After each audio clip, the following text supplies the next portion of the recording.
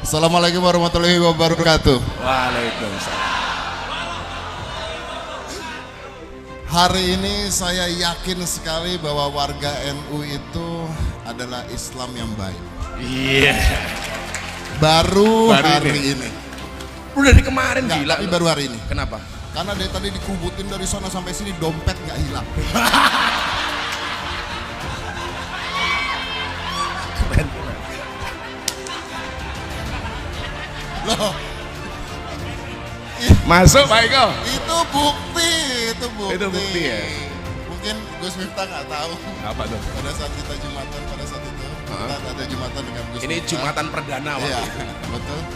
Tahu Agus kan? Ah, Agus tuh orangnya di situ. dompet dia hilang. Sendalnya hilang. Sendalnya hilang. Karena waktu itu saya ajak Mas Dedi itu Jumatan perdana. Ini cerita. Begitu mau Jumatan, Gus.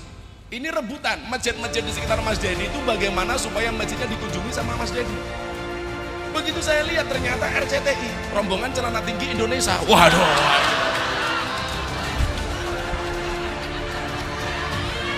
Ya kan? Dia langsung ilfil. Saya nggak berani, bro, kalau Jumatan di tempat seperti ini.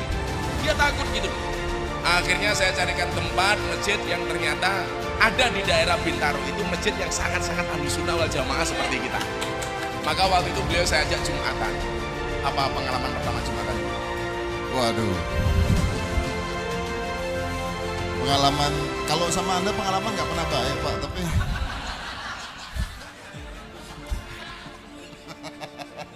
nggak, tapi menarik. Pengalaman Jumatan pertama menarik karena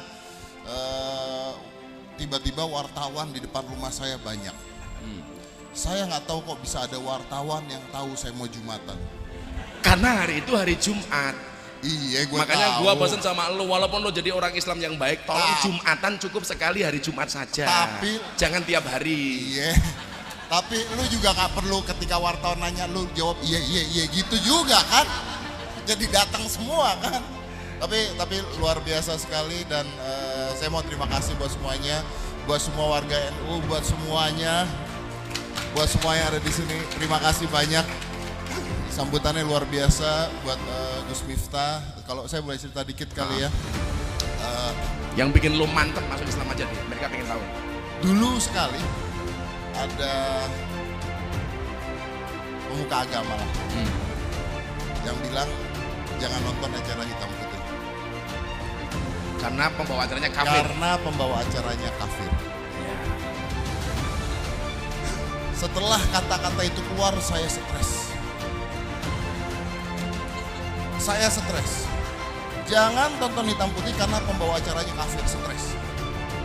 Saya langsung besok saya cek sharing dan rating acara hitam putih, ternyata nggak turun, bodoh amat, nggak jadi stres. Ternyata masih banyak orang yang nonton. Tapi ketika dulu agama saya Katolik ya, dan Katoliknya bener ya, bukan PNS ya. Kalau lo kan Katoliknya negeri. Enggak, Sabtu Minggu libur. Iya. Nggak ke gereja-gereja dong, Sabtu Minggu libur ah. Ini bener ini. Oh bener ya? Bener. Dan mungkin kalau saya boleh cerita, di agama saya yang dulu juga indah. Kenapa? Karena menurut saya semua agama yang diakui di Indonesia itu sebenarnya indah. Sebenarnya. Yang buat nggak indah itu adalah oknum-oknumnya. Maaf maksudnya Jangan nunda. Iya. Oknum. Lu paling dekat dari gua soalnya. Oknum-oknumnya yang buat tidak indah. Saya pada saat saya masih Katolik itu, dulu waktu saya kecil, yang paling saya kangen itu apa? Hari Raya Lebaran. Bukan Natal ya? Bukan, sumpah. Karena kalau Natal, gue capek bangun pohon Natal. Kalau gue pada saat itu Katolik dan Lebaran, gue diem duduk di rumah, tetangga ngirim tupat. Iya. Matre lo.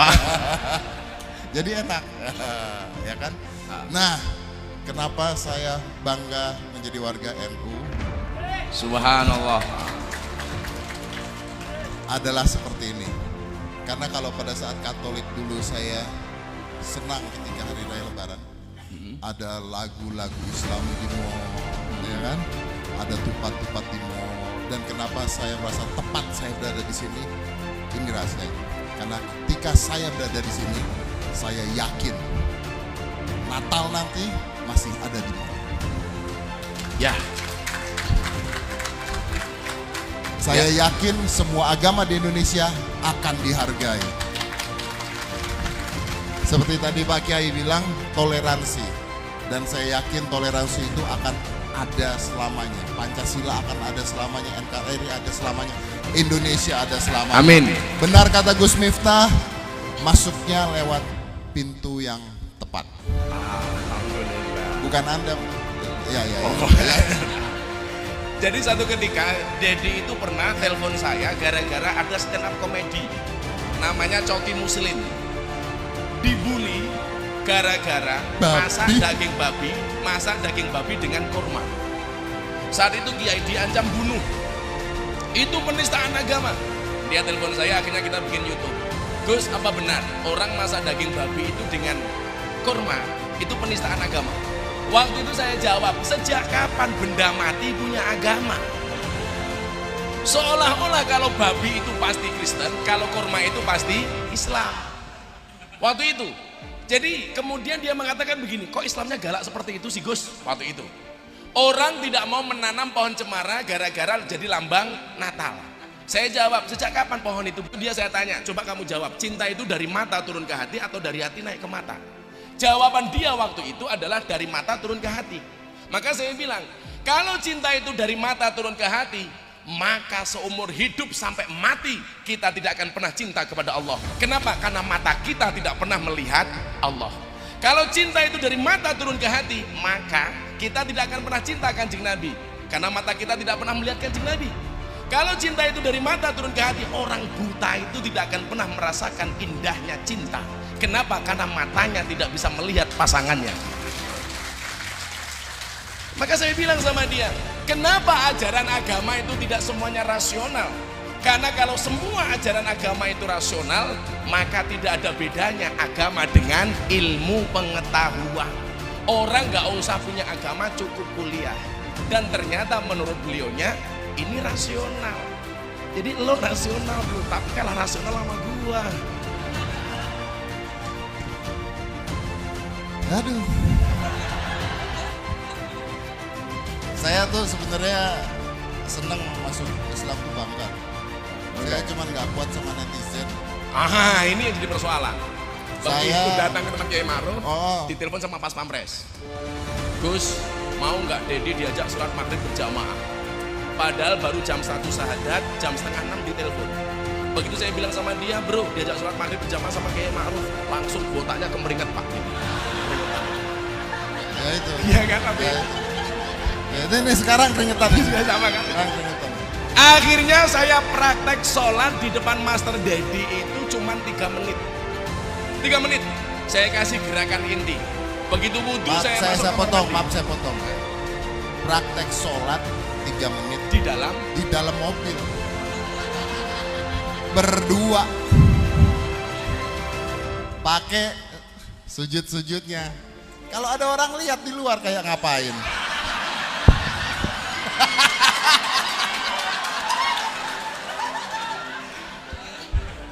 Akhirnya begitu beliau sholat, waktu itu tangan beliau saya masih ingat, tangan kiri ini di atas, kemudian tangan kanan di dalam.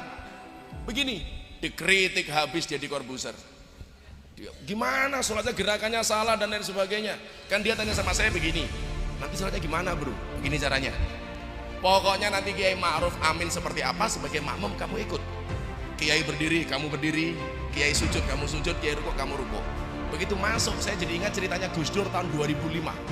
Gus Dur itu pernah mengislamkan orang Cina. Ketika saya sowan ke sana, beliau cerita. Cinanya mau sholat, tanya sama Gus Dur, sholatnya gimana Gus? Sudah, apapun yang diikuti imam, yang dilakukan imam, kamu ngikut. Begitu imamnya berdiri, Cina berdiri. Imam rukuk, Cina rukuk. Imam sujud, Cina rukuk. Begitu sujud, bermasalah. Kenapa? Kakinya imam gak bisa ditekuk. Akhirnya mancal kena kaki Cina, kena kepalanya Cina. Orang Cina mikir bro, oh orang sholat itu pancal-pancalan gitu kan. Akhirnya dia mancal kepalanya di belakang. Yang di belakang marah. Begitu rakaat kedua mikir, katanya orang Cina itu tidak sunat. Dirogoh sarungnya gitu kan. Lah orang Cina gantian mikir, oh orang sholat rogoh-rogohan itu kan. Akhirnya ngerogoh sarungnya imam. Waktu itu saya stres mau sholat, jangan-jangan Mas terjadi ngerogoh Kiai Ma'ruf ini. Tapi subhanallah kita beruntung, walaupun Kiai Ma'ruf itu sudah sepuh, gerakan sholatnya masih sempurna, subhanallah. Bahkan saya guyoni ketika makan, Abah, apa Gus, ada isu tuh, kalau Abah besok jadi wapres meninggal katanya mau diganti Ahok. Apa jawaban Kiai Ma'ruf? Ya kalau yang meninggal saya, kalau yang meninggal Jokowi kan saya presiden katanya. Kiai NU dilawan gitu. Tapi itu bener loh, pada saat saya sholat Jumat untuk pertama kalinya ya, rame banget ya. Rame banget dan bener. Kita nih sebenarnya nggak usah nanggepin netizen, karena yang terakhir kali gue nanggepin netizen gue kalah bro. Kenapa bro? Maha benar netizen dengan segala cangkemannya. Pertama, cangkem. Pertama gara-gara, ini yang paling lucu. Pertama begini, ada yang ngomong bawah ya, bahwa pokoknya kalau namanya tuh sudah Bunga C4325111 itu udah bodong dah post itu ya. Kalau dilihatnya ada mukanya tuh ya. Dibilang gini, Master Dedi kok tidak pakai peci sih? Tidak sopan. Pakai sarung. Satu peci yang disebut dulu, tidak sopan. Gitu ya. Terus saya jawab dengan baik hati. Maaf Mbak, setahu saya peci itu kan tradisi, ya kan? Budaya ya kan? Peci itu budaya. Lagian saya tuh botak Mbak. Keringetnya ngecocor. Kurang sopan kan? Mbak ini bilang begitu. Anda salah. Peci itu gunanya supaya rambut Anda tidak kena sajadah. Kan kurang ajar. Gimana coba? Saya ingat betul ya. Ya dia bener sih. Tapi kan cuman apanya yang kena sajadah gitu. Padahal dia kan Perbakin, Persatuan Badokin Celongan itu. Saya ingat betul semalam sebelum masuk Islam, Dedi itu tanya saya begini, bro, saya besok pakai baju apa? Pakai baju apa? Apakah saya harus ganti busana Muslim dan lain sebagainya? Saya bilang Islamnya orang NU itu bukan Islam formalitas. Maka di sini kemudian saya kenalkan kepada dia Islam Nusantara. Yang hari ini video saya di YouTube dibully habis-habisan oleh Al-Kacong, aliran Katok Congklang, itu kan.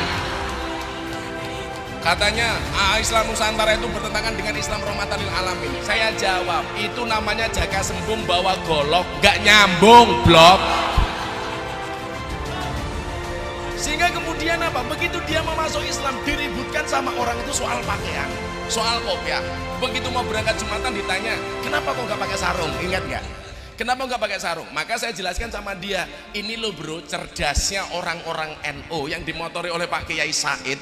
Ketika kemudian kita menegaskan Islamnya Nahdlatul Ulama itu adalah Islam Nusantara.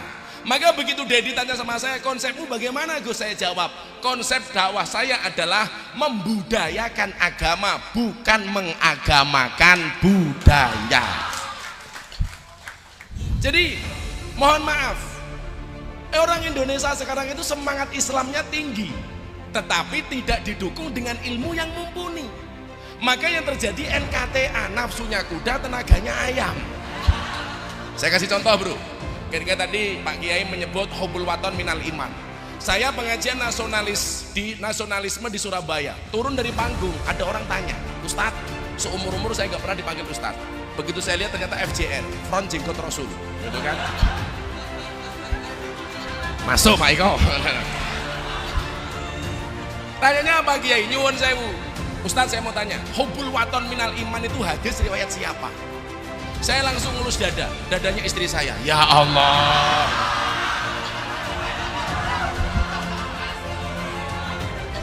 Enggak, supaya kemudian Anda tahu bahwa sisi-sisi menarik dari inilah yang kemudian menjadikan Mas Dedi itu yakin. Akhirnya karena yang tanya ini orang gak paham, saya jawab, hubul waton minal iman itu hadis riwayat Muslim. Lah dia protes, kok bisa Muslim? Saya jawab, emangnya ada hadis riwayat non Muslim? Jadi ya mohon maaf, kalau nanggapi orang-orang seperti itu gak perlu Kiai Said yang turun, gak perlu Kiai Maksum yang turun. Ya, karena nyuwun sewu lagi bro, artis dangdut idola lo. Kenapa gue jadi bawa-bawa satu idola lu? Idola lo. Apa? Via Valen. Iya.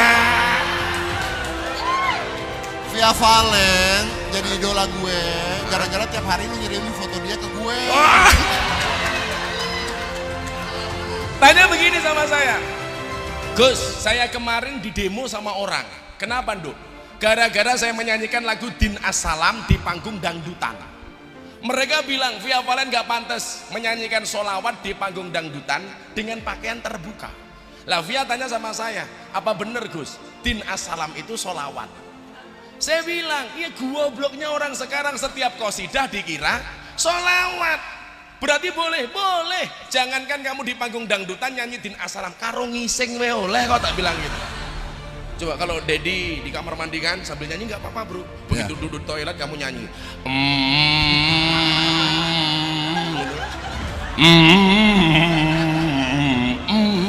Boleh. Nggak apa-apa, cuman serem bro. Kan keren tuh. Kilahatil up, gitu kan. Matak fi masa hah. Tapi saya bilang santri ya, santri juga jangan berlebihan dong. Kadang-kadang nyanyi memuliakan guru di toilet. Man ana itu memang bukan sholawat, tapi nggak pantas bagi saya dinyanyikan di toilet. Masa kita menghormati Pak Kiai Said, Pak Kiai NU nyanyi man ana di kamar mandi? Kan nggak asik. Man ana, man ana laula crot lah.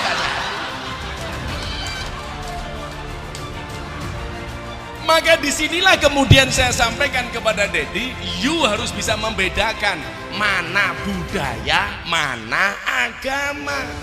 Makanya sekarang kalau ditanya nggak pakai sarung, saya udah tahu jawabannya. Karena sarung itu Pak Kiai juga nggak pakai, saya udah punya kartu NU gitu. Iya.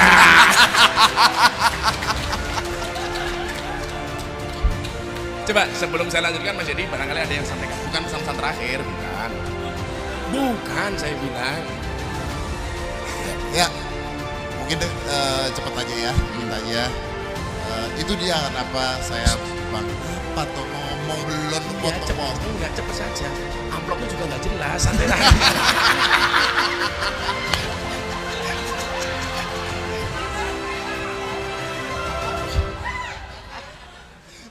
Gue lupa lo mau ngomong apa lo beneran.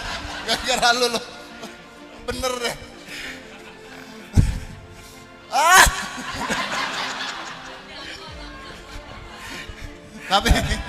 Tapi Gus Fitnah, Gus Miftah, Kok Gus Fitnah gimana sih?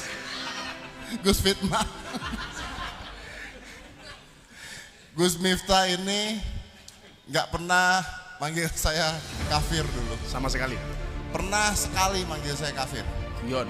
Pada saat saya manggil dia Gus Tele.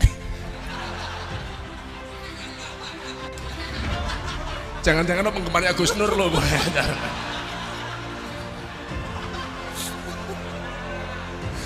Jadi dia datang ke rumah, buka pintu, Gus Tele.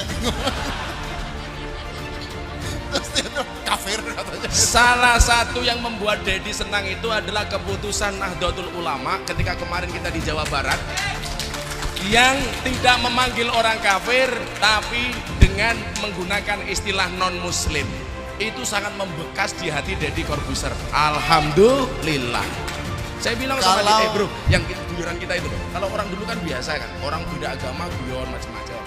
Tapi kenapa sekarang jadi salah? Jadi masalah, betul. Dan maksudnya gini, kalau kalian mencintai agama Islam dan kalian merasa bahwa ini agama yang luar biasa dan kalian ingin orang-orang lain menikmati hal yang sama, mereka jangan ditakut-takutin.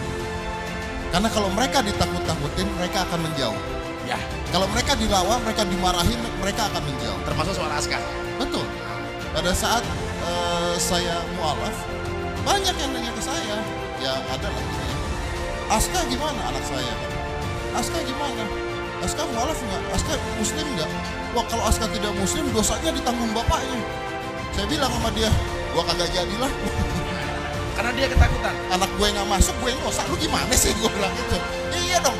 Kalau orang kok mau mencari sesuatu yang baik, yang benar, jangan ditakut-takutin. Contohkan dengan kebaikan, maka semua orang akan melihat Islam itu indah. Ya. Tumben lo bener. Tumben lo bener. Iya, saya mau ngomong gitu.